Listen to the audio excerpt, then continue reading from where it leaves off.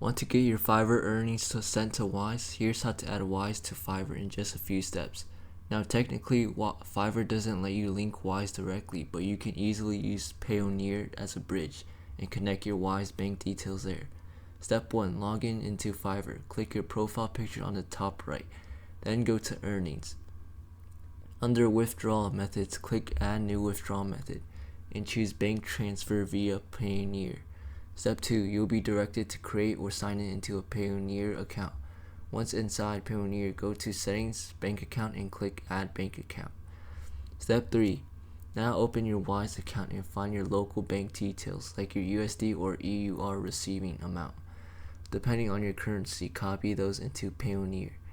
Once your Wise bank details are verified by Payoneer, it becomes your linked withdrawal method. From now on, when you withdraw from Fiverr via bank transfer, it goes straight into Wise, with lower fees and better exchange rates. If this video helped, be sure to subscribe and like.